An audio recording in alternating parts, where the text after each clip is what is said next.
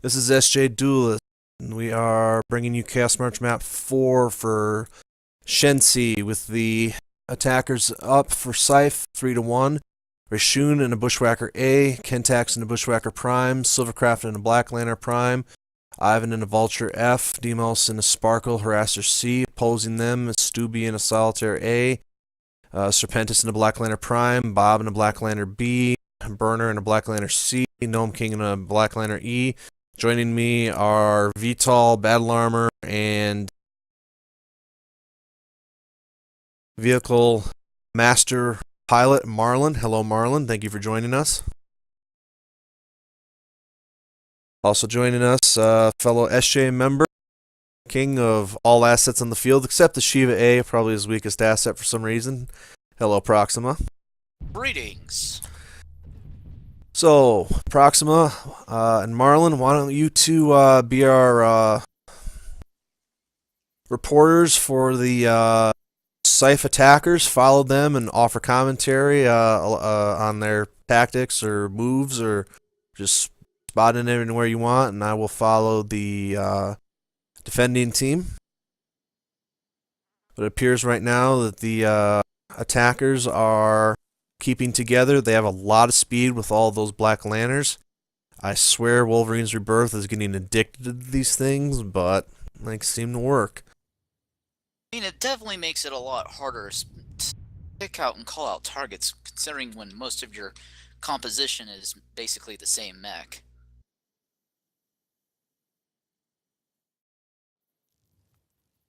And it makes it that much harder to hit because those mechs are fast without mask, and then they start engaging mask to throw your aim off. Well, that can just ruin your day. Interesting enough that both teams opted to go to the far extreme ends of the map. A lot of LRMs for the defending team in the Bushwhacker Prime. I also believe that they have a smaller LRM launcher than one of the other assets. I would assume that the what Ivan's piloting, the Vulture, is LRMs? ERPPC, LBX 10, and something else. He needs to be very careful with that particular Vulture. It's not. It's got paper mache armor, basically. Warlord Kentax playing a scene right out of the movie with the lion and all the singing. Lion King? Yeah, something like that. I don't know if that was the exact title. We've got a new player, but instead of sticking or a newer player, he knows what he's doing. But this is his third day in Living Legends. He loves it and came to play Chaos March with us, Rishun. So we stuck him in a Bushwhacker A so he can have some armor and actually dish out some damage instead of just giving him a light mech. Fair enough. Interesting how the defenders are currently set up. I personally don't necessarily agree with their current strategy. I would assume that they got mainly long range. Oh, and I think they just spotted the enemy team coming across the river. Do they have a narking asset duelist? I have not actually seen the list. No, they do not. Shots fired? Silvercraft in a Black Lantern. Black Lantern, Silvercraft in a single Black Lantern versus 5 other Black Lanterns. I actually like those odds.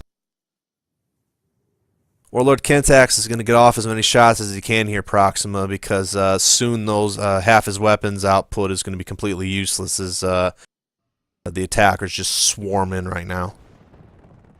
They realize that they're long range and they just immediately swarm in.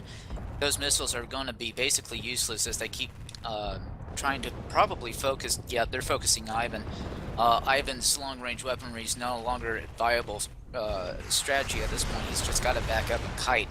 But there's just no way you can outrun a Black Lantern, especially with their kiting ability. Warlord Kentax has been able to get back up and get some missiles off, but they do get a lantern, but at the cost of their Vulture. They're dishing out as well as they're taking right now, Proxima.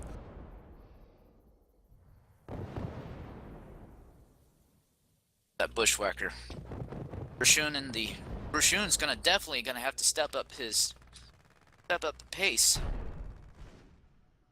Sparkle, a very critical asset in this situation right now. Just gonna have they need to focus fire.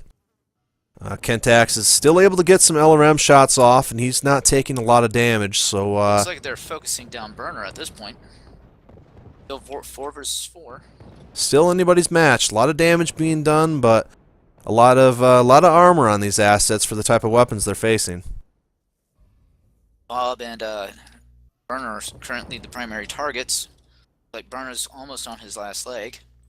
Kentax should still have quite a bit of armor, and that Bushwhacker Prime, even with just its backup weapons, is still very dangerous.